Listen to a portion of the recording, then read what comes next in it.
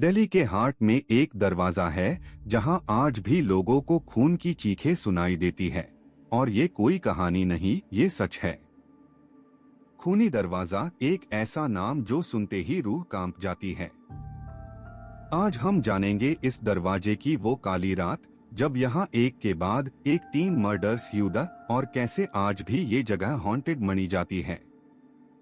इस वीडियो में आपको मिलेगी कंप्लीट हिस्ट्री, रियल इंसिडेंट्स और वो चिलिंग फैक्ट्स जो आज तक हिस्टोरियंस छुपते आए हैं। खूनी दरवाजा 14th सेंचुरी में शेर शाह सूरी ने बनवाया था, लेकिन इसकी असली कहानी शुरू होती है 1857 के रिवोल्ट के टाइम।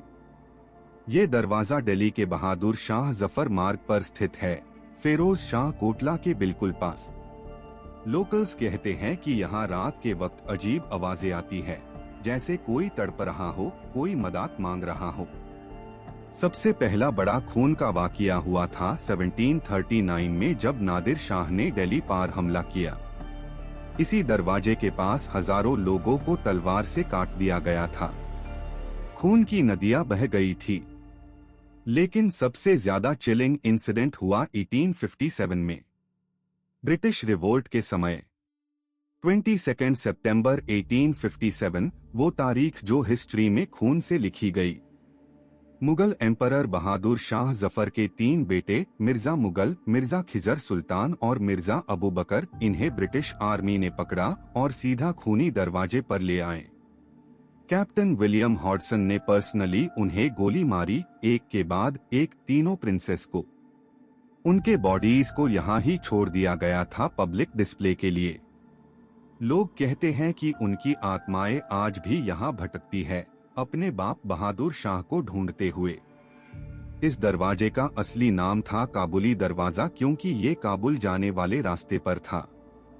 लेकिन इतने सारे ब्रूटल मर्डर्स के बाद लोगों ने आईएसी खूनी दरवाजा बुला दिया और ये नाम इतना पॉपुलर हो गया कि ऑफिशियली भी यही नाम रख दिया गया। 1980s में एक इंसिडेंट और हुआ। एक local taxi driver Ramesh Kumar रात को यहाँ से गुजर रहा था। उसने देखा कि दरवाजे के पास 3 आदमी खड़े हैं, शेरवानी पहन के, जैसे किसी पुराने जमाने के राजकुमार हो। उसने गाड़ी रोकी उन्हें लिफ्ट देने के लिए, लेकिन जब वो पास गया, तीनों गायब। रमेश ने इस घटना को पुलिस को बताया, लेकिन कोई बिलीव नहीं किया। अगले दिन उसकी तबीयत बिगड़ गई और वो 1 हफ्ते तक बेहोश रहा।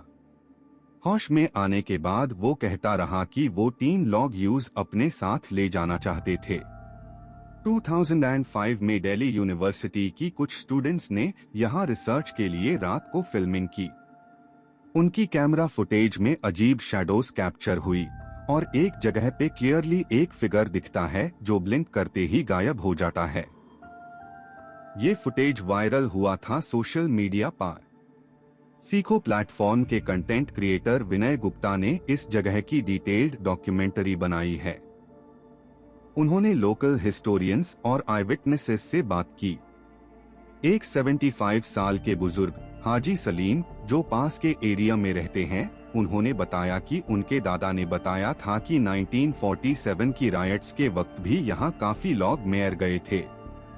तब से इस दरवाजे की हॉन्टिंग और बढ़ गई।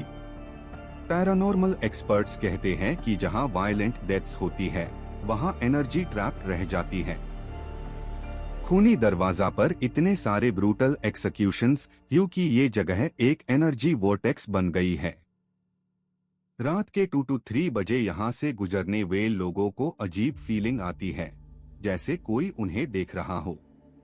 आज भी आर्कियोलॉजिकल सर्वे ऑफ इंडिया इस मॉन्यूमेंट को मेंटेन करती है, लेकिन रात को यहाँ कोई गार्ड नहीं रहता। लोकल्स कहते हैं कि जो गार्ड्स यहाँ रात की ड्यूटी करते थे, उन्हें अजीब एक्सपीरियंसेस होते थे, फुटस्टेप्स की आवाज, विस्पर्स और कभी कभी खून के दाग जो सुबह तक गायब हो जाते थे। खूनी दरवाजा आज एक टूरिस्ट स्पॉट है, लेकिन इसका डार्क हिस्ट्री और पैरानॉर्मल एक्टिविटीज इसे दिल्ली की सबसे मिस्टीरियस जगहों में से एक बनती है।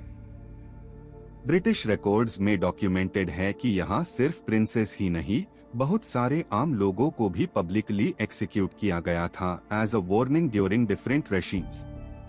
इस दरवाजे की दीवारों ने सालों का खून देखा है और शायद इसलिए आज भी ये जगह शांति से नहीं रह सकती। अगर आप कभी दिल्ली जाओ और खूनी दरवाजे के पास से गुजरो तो याद रखना, ये सिर्फ एक पुरानी इमारत नहीं है, ये एक गवाह है हिस्ट्री के सबसे काले चैप्टर्स का। और अगर आप ऐसे और भी रियल मिस्ट्री और हॉरर स्टोरीज सुनना चाहते हैं इंडिया से, तो अभी इस चैनल को सब्सक्राइब कर लो और इस वीडियो को लाइक करना मत भूलना, क्योंकि अगली वीडियो में हम लेके आएंगे एक और ऐसी जगह की कहानी जो आपकी नींद उड़ा देगी। कमेंट्स में बताओ, क्या आप कभी खूनी दरवाजे पर गए हो? क्या आपको भी कोई अजीब एक्सपीरियंस हुआ है?